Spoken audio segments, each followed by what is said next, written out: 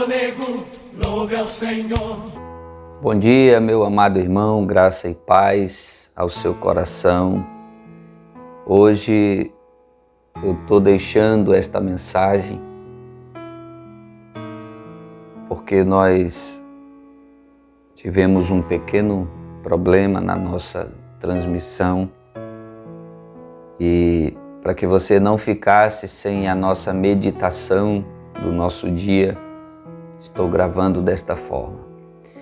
Gostaria que você abrisse a sua Bíblia na primeira carta de Pedro, 1 Pedro, no capítulo 3, e o versículo 12.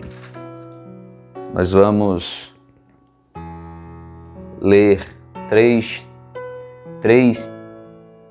textos bíblicos e vamos meditar um pouco sobre ele. Eles falam sobre oração e nós vamos continuar falando ainda sobre oração. Há muitas coisas que se falar sobre oração e o tema oração, ele é inesgotável. Não tem como nós esgotarmos o assunto. A Bíblia, ela é inesgotável. Então o texto ele diz assim: porque os olhos do Senhor estão sobre os justos e os seus ouvidos atentos às suas orações, mas o rosto do Senhor é contra os que fazem males. Atente para o que o Senhor diz. Os olhos do Senhor estão sobre os justos e os seus ouvidos atentos às suas orações, mas o rosto do Senhor é contra os que fazem males. Orar faz bem, orar evita o mal, e os olhos do Senhor estão sobre os justos, os seus ouvidos atentos à sua oração. No dia de hoje, os olhos do Senhor estão à tua procura e os ouvidos de Deus estão atentos ao que você está orando. Abra sua Bíblia em Filipenses capítulo 4.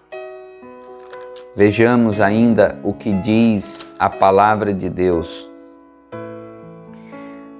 Filipenses 4 e o versículo 4 até o versículo 6, ele diz: regozijai-vos sempre no Senhor. Outra vez digo, regozijai-vos. Seja a vossa equidade notória a todos os homens. Perto está o Senhor.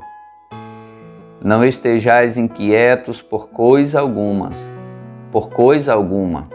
Antes, as vossas petições sejam em tudo conhecidas diante de Deus pela oração e súplica com ações de graças. Então, Paulo ele também está recomendando que nós devemos nos alegrar sempre no Senhor e que as nossas orações e súplicas estejam sendo conhecidas diante de Deus com ações de graças. No dia de hoje, tudo que você tem pedido e tudo que você tem clamado seja com ações de graças diante do Senhor. Eu quero ainda citar o exemplo de Jesus, tá? Tenha paciência, busque na sua Bíblia. Esse é um momento de meditação e não tem como meditar na palavra de Deus se não lermos a palavra de Deus.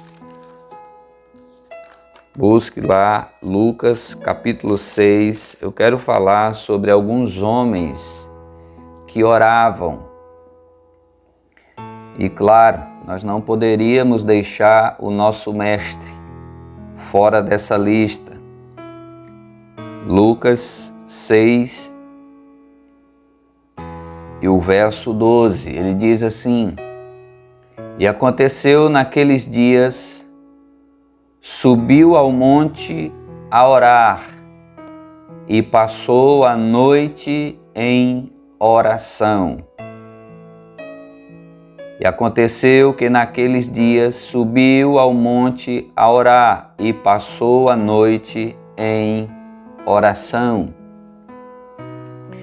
Veja, meus irmãos, que Jesus é o maior exemplo de homem que se levantava para orar pela madrugada, pela noite.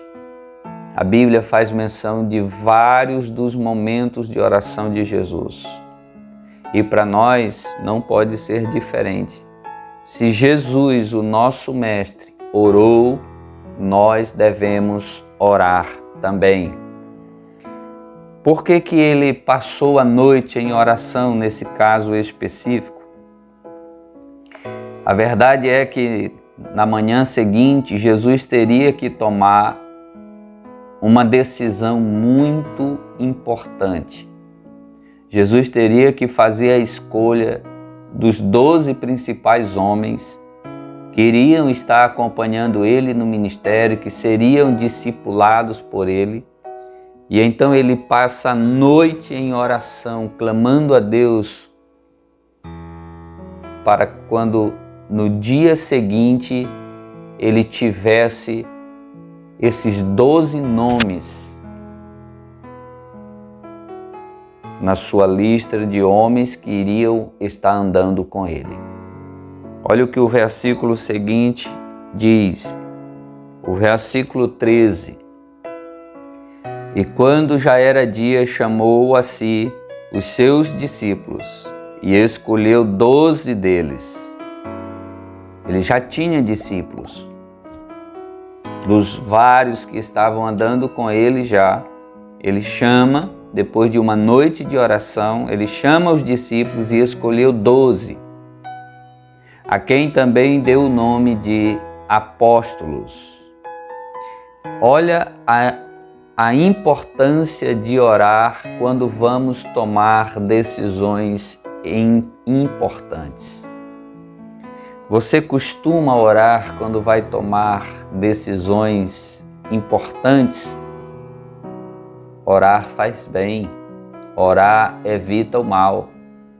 Ou você, já tendo nas suas mãos ferramentas que digam a você, olha, tudo já está favorável, você nem precisa orar, já está tudo certo. Muitas vezes corremos o risco de fazermos desta forma. Já está tudo combinado, já está tudo acertado. As pessoas às vezes não oram, porque acham que as coisas já estão favoráveis, está dando tudo certo, então vai dar certo, mas nem sempre dá certo. Veja que Jesus confia a Deus a sua missão e passa a noite em oração para fazer uma decisão importante no dia seguinte. Quantas vezes nós tomamos decisões que mudariam a nossa vida, ou decisões extremamente importantes que vão influenciar todo o restante da nossa vida. Muitas vezes nós não apresentamos a Deus em oração. E o Senhor nos dá uma grande lição aqui. Orou a noite inteira para depois escolher 12 apóstolos. E mesmo assim, Judas ainda estava no meio, fazia parte. Uma vez eu ouvi uma pessoa dizer a seguinte coisa: mas se Jesus orou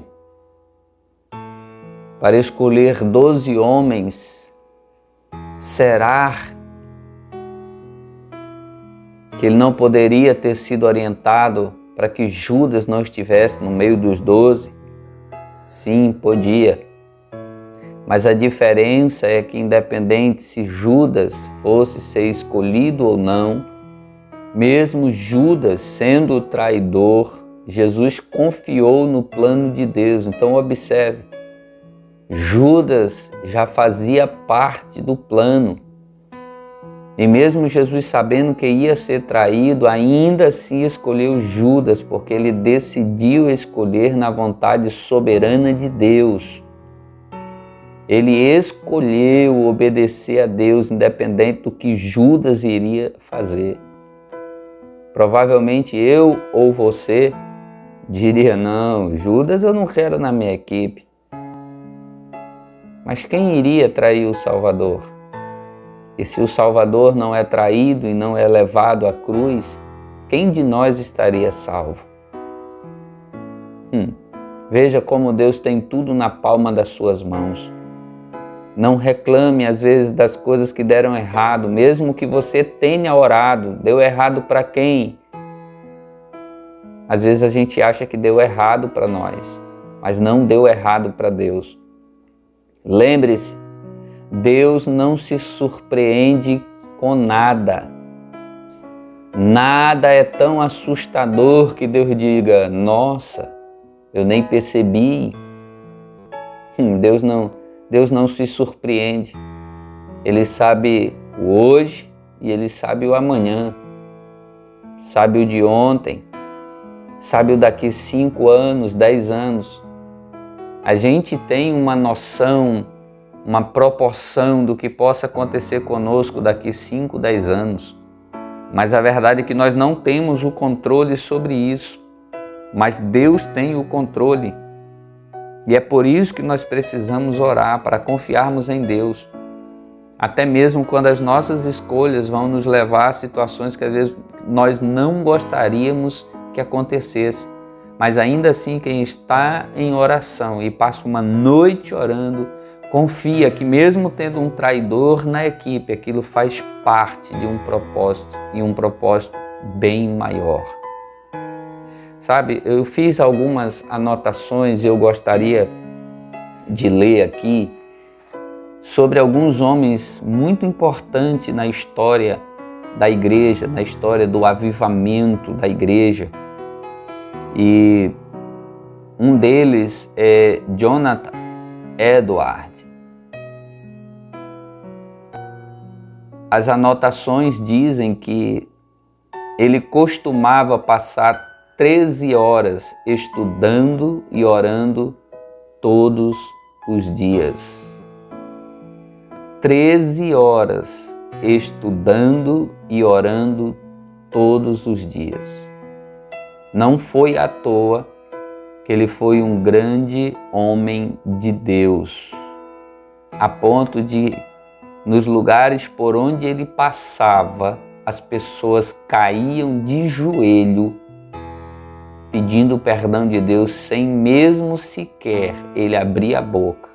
Ele nem mesmo dizia uma só palavra, mas quando ele entrava dentro de um ambiente, as pessoas sentiam uma tristeza profunda por causa do pecado e confessavam a Deus os seus pecados sem nem mesmo ter ouvido Jonathan dizer uma única palavra. Vejam que coisa poderosa. Outro homem importante, John Wesley, muito conhecido, ele considerava a oração a coisa mais importante de sua vida. Levantava-se todos os dias às 4 horas da manhã. Que bênção! Que bênção, meus irmãos! Ele tinha essa disciplina. Alguns relatos dizem que John Wesley jamais consagrava um pastor que não orava com ele. Não consagrava. Um pastor que não orava e não jejuava. Ele não consagrava esse homem ao ministério. Ele não aprovava. E ele acordava todos os dias às 4 horas da manhã para orar. Um outro homem muito importante, George Whitefield, um pregador escocês do século XVIII, ele dividia o seu tempo em 3 períodos. 3 períodos de 8. 8 horas ele ficava sozinho com Deus. Ele passava 8 horas na presença de Deus.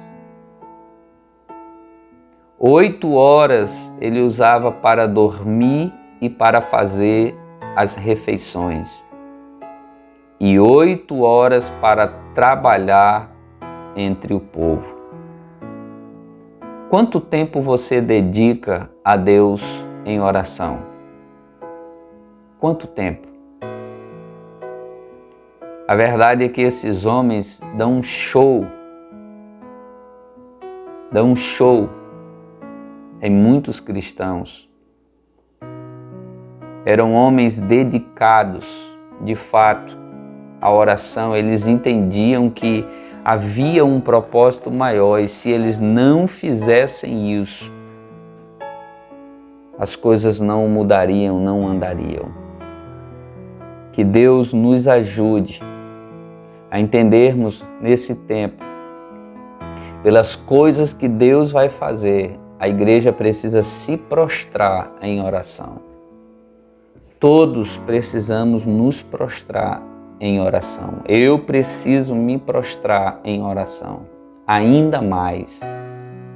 E você? Está disposto? Deus está fazendo algo grande em todo o planeta. Em todo o planeta. Nós estamos prestes a um arrebatamento e Deus quer despertar a sua igreja. Não haverá despertar de Deus sem oração. Não haverá. Eu ainda anotei uma frase de Charles Spurgeon, considerado um príncipe da pregação. Ele diz o seguinte: sempre que Deus quer realizar algo, Ele convoca o seu povo para orar. Sempre que Deus quer realizar algo, Ele convoca o seu povo para orar. Olha a importância disso. Deus em unidade com a igreja, convocando a igreja para orar. Eu li um testemunho e conta-se uma história de uma senhora que tinha 7 filhos e o marido dela estava prestes a morrer e aquela mulher sem recursos, sofrendo. Ela foi até o local onde eles compravam mantimento, naquele armazém, e com um semblante de muita tristeza, ela foi àquele lugar e pediu ao proprietário daquele lugar que liberasse alimento novamente para ela. E o homem, dono daquele empreendimento, zombou da cara dela e disse: você não pagou a primeira lista, como é que você vai pagar o restante? Eu não posso liberar isso mais para você, não tenho mais como liberar. E uma pessoa que estava ao lado disse: libera o alimento para ela. Ele disse: eu não vou liberar. Ele disse: libera, a mulher está necessitada. Ele disse: tá bom. A senhora tem uma lista das suas necessidades? Sim, eu tenho. E ele disse: então tudo bem, me dê aqui a sua lista, eu vou colocar do lado desta balança. Antigamente as balanças elas tinham duas, como se fossem 2 conchas ou 2 pratos. Ele disse: eu vou colocar o seu pedido neste lado da balança aqui. Imagine isso. Imagine isso. E diz: se a balança descer com o seu pedido, eu vou colocando alimento nesta outra. A senhora tem uma lista? Ela disse: tenho. E o homem, na verdade, estava fazendo isso como uma forma de zombaria contra aquela mulher, contra o Deus daquela mulher. E então ela, receosa, dobra o seu pedido e coloca no lado da balança. E a balança, quando ela colocou o seu pedido, a balança arriou completamente. E o homem ficou meio que assustado, disse: tudo bem, vamos ver como é que vai ficar essa história. e começou a colocar alimentos no outro lado da balança. E colocou alimentos, e aquilo assustou o homem. Como que pode um pequeno pedacinho de papel e vários alimentos pesados do outro lado da balança não conseguir levantar este papel? E ele colocou até que a concha da balança ou o prato da balança do outro lado não cabia mais. E então ele pegou todo aquele alimento e entregou para ela. E ela foi embora, mas ele ficou curioso para saber o que era aquele papel. E para surpresa dele, quando ele olha abrindo aquele papel, aquele bilhete, ele se surpreendeu com o que estava ali. A verdade, meu querido irmão, é que ali não havia uma lista com pedidos de fato de uma feira. Não havia anotações como um açúcar, um café, um arroz. O que estava escrito naquele papel era uma oração. E a oração era esta: Senhor meu Deus, Tu conheces e sabes todas as minhas necessidades. Por isso eu coloco todas elas nas Tuas mãos. O homem ficou impressionado. Humanamente era só um papel, mas ele estava zombando de Deus minutos antes e zombando daquela mulher. Mas a mão de Deus estava naquela oração feita. E foi a mão de Deus que fez aquela balança baixar. Porque humanamente era desproporcional, não havia a mínima possibilidade daquela balança arriar a ponto de uma quantidade enorme de alimentos não conseguir fazer ela subir novamente. Qual é a oração que você tem feito? Olhemos para o exemplo de Jesus, uma noite inteira em oração. Jonathan orava 13 horas de estudo e oração todos os dias. John Wesley acordava 4 horas da manhã. George Whitefield separava o seu tempo em 3 períodos de 8 horas. 8 horas para estar com Deus, 8 horas para dormir e fazer suas refeições e 8 horas para trabalhar entre o povo. Quanto tempo nós dedicamos a Deus? Quanto tempo? E Spurgeon diz: sempre que Deus quer realizar algo, Ele convoca o seu povo para orar. Você está orando? Algo está acontecendo. Deus está convocando você para orar. Ele está fazendo algo que os nossos olhos não estão vendo. Então que essa meditação de hoje, ela possa alcançar o seu coração de forma poderosa, meu irmão. E eu gostaria de fazer uma pequena oração aqui, pois no dia de hoje nós estamos orando e eu gostaria de fazer esta oração. Pai, eu rendo graças ao Teu nome. Eu abençoo a vida da pessoa que está vendo e ouvindo esta mensagem. Eu declaro sobre ela a Tua bênção. Eu declaro que o dia dela, nesse momento, comece a ser abençoado. E eu apresento as necessidades desta pessoa, coloco nas Tuas mãos. E em nome de Jesus, eu creio que o Senhor é poderoso para fazer muito mais, além daquilo que pedimos ou pensamos. Que as suas necessidades em Cristo sejam supridas para a glória de Deus. E isso nós dizemos com regozijo e ações de graças em nossas almas, em nome de Jesus. Deus em Cristo te abençoe. Um ótimo dia para a glória de Deus. Tudo que tem fôlego, louve ao Senhor.